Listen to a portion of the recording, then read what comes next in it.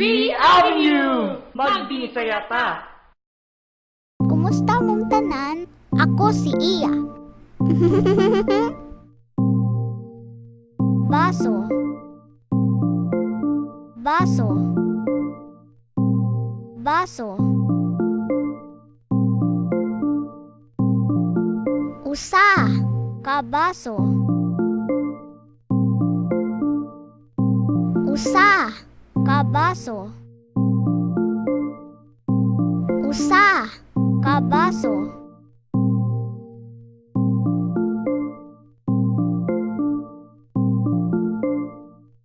Duha ka baso.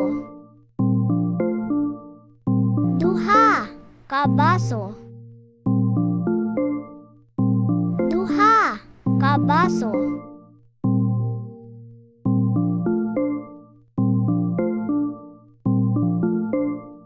Tulo ka baso. Tulo ka baso. Tulo ka baso.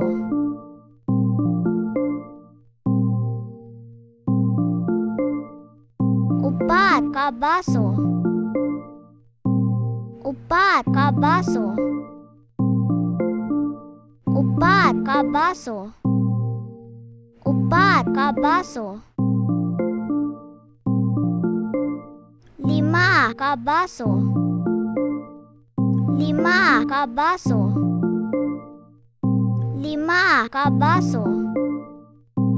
Lima ka baso.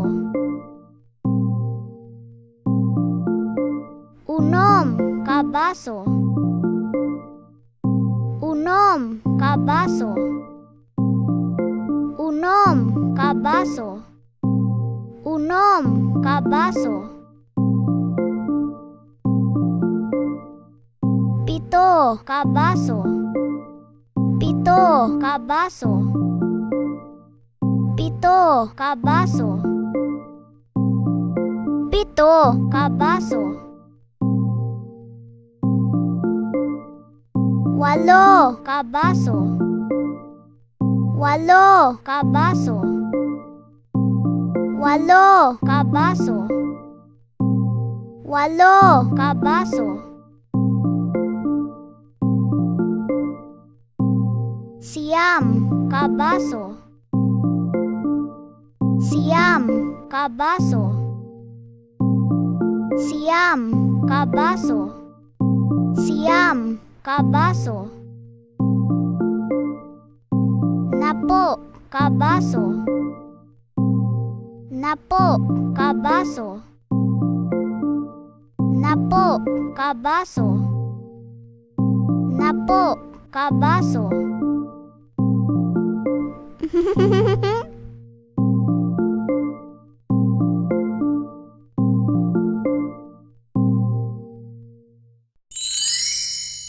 Volume 1, Episode 11. Aron. This means so that or so too. Kumusta mo? Ako si Kier, taga Cebu. Nagpuyo ko sa Talisay City. Kung wala ko'y ginabuhat, magkuyo ko sa akong mga barkada ug magsuroy-suroy mi. Ganahan pud ko mutanaw og sine. Usahay, muadto pud mi og beach. Nindot kaayo sa beach. Kumusta mong tanan? Ako si Mitch, taga Cebu. Nagpuyo pud ko sa Talisay City. Nagkatrabaho sa Pagila Studios, isip sa ka-host. Kung wala ko'y ginabuhat, ganahan ko magsuroy-suroy kuyog akong mga barkada. Ganahan pud ko mutanaw og sine. Usahay, mag-video kay pud ko. Nindot kay mag-video kay.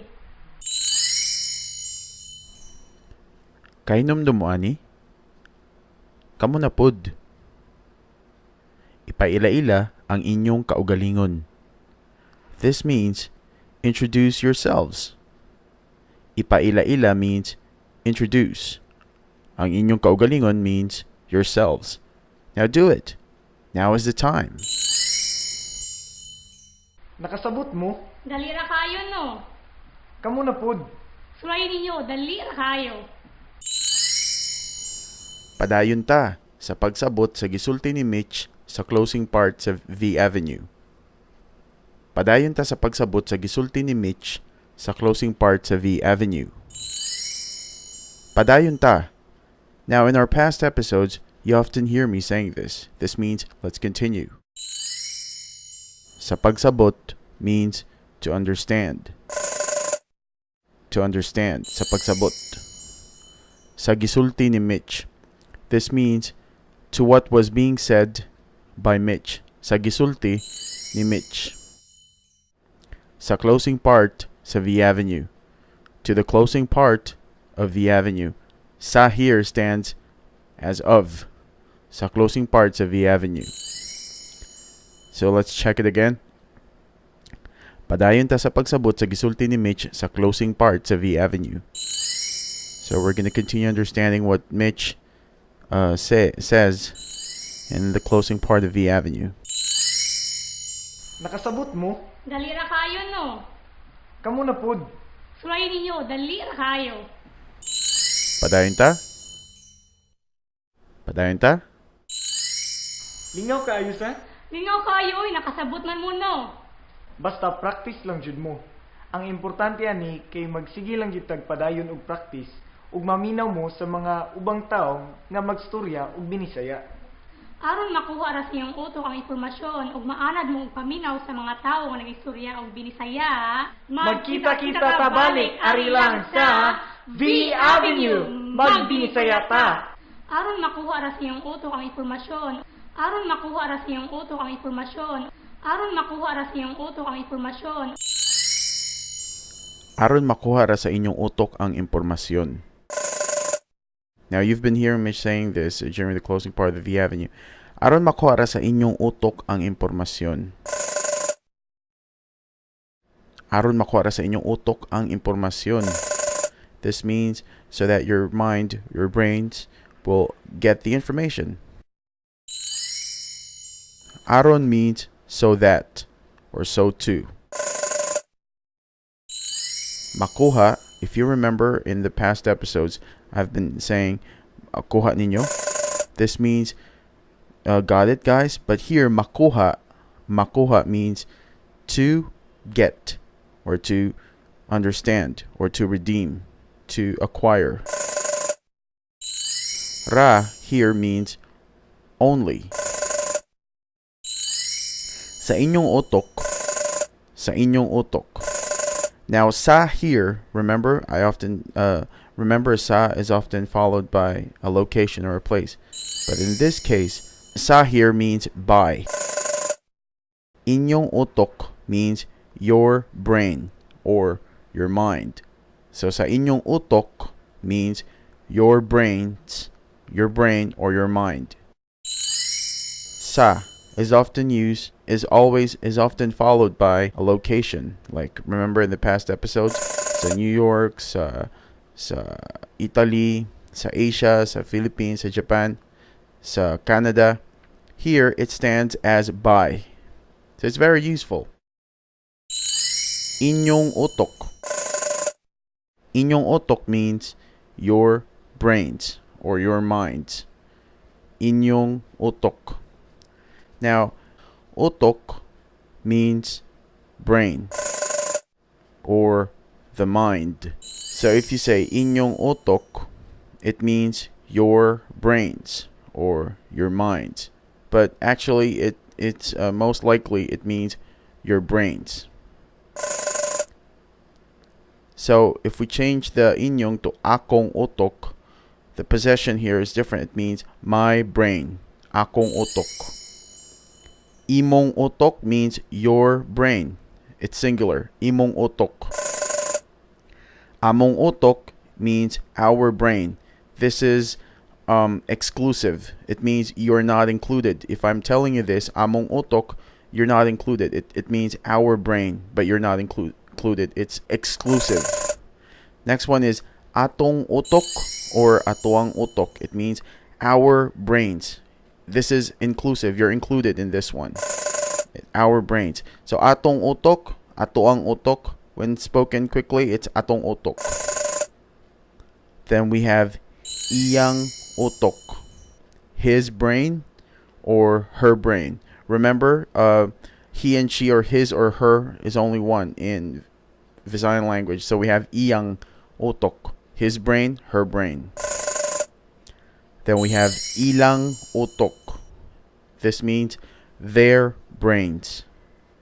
Their brains. Ilang utok. Ilang utok. If you want to use person's names, people's names, then you have utok nilang Kier ug Mitch.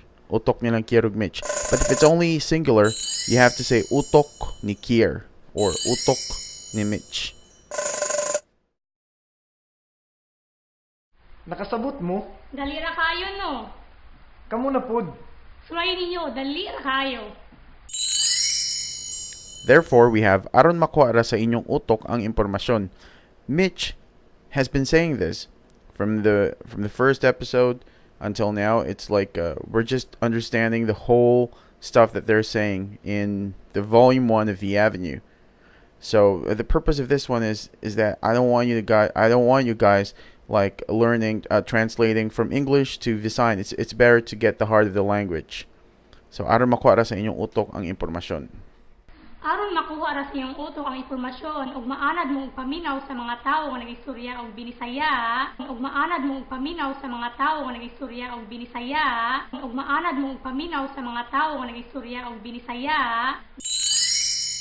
The purpose of this one is for you guys to get the heart of the language.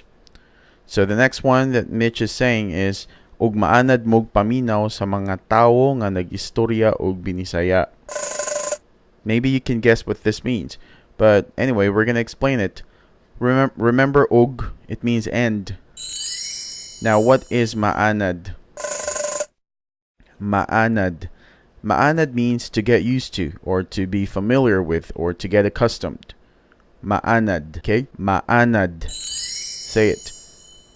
Next one is, look at this. If you say ma'anad mog, it means you guys get used to, or you guys be familiar with, or be accustomed.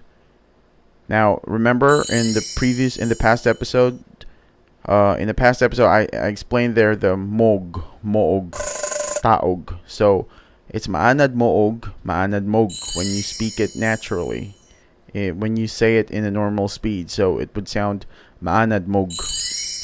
Paminaw means to listen, listening. Or sometimes this also means feelings. So paminaw, listen, feelings. Okay? Sa mga tawo nga nag-istorya og binisaya. Remember, in a past episode I explained sa mga tao, it means people. Nga means that. Nag-istorya means talking or speaking. Og bisaya, binisaya. The Visayan way. So sa mga tao nga nag-istorya og binisaya, this means people who talk or speak in Visayan. So here's the sentence again. Og maanad mo paminaw sa mga tao nga nag-istorya og binisaya. This means so that you're gonna get used to listening to people who speak Visayan. Aron makuha ra sa iyong utok ang impormasyon ug maanad mo og paminaw sa mga tawo nga nagistorya og binisaya, Magkita-kita ta balik ari lang sa V Avenue.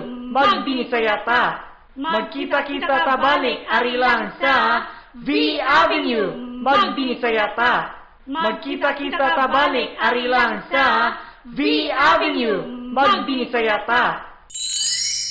Magkita-kita pagbalik ari lang sa V Avenue. Magbinisaya ta. So just like any other just like other programs, talk shows, there's always this closing part. They say goodbye and they say we'll see each other again. So you can guess it. Magkita-kita. Look at that. The first part of the sentence. Magkita-kita means we'll see each other. Tag balik. Ta means us or we. Balik means again. Ari lang. Ari means here. Lang means only. Sa V Avenue. So we'll see each other again only here on V Avenue. Sa here also stands sa here stands as on. Magbinisaya ta means let's speak Visayan. Got it? Kuha ninyo? Kasabot mo? Lingaw ka ayos ha? lingaw kayo nakasabot man mo no. Basta practice lang jud mo. Ang importante ani kay magsige lang jud tagpadayon og practice ug maminaw mo sa mga ubang tao nga magstorya og binisaya. Aron makuha ra sa iyong utok ang impormasyon ug maanad mo og paminaw sa mga tawo nga nagistorya og binisaya, Magkita-kita ta balik ari lang sa V Avenue. Magbinisaya ta.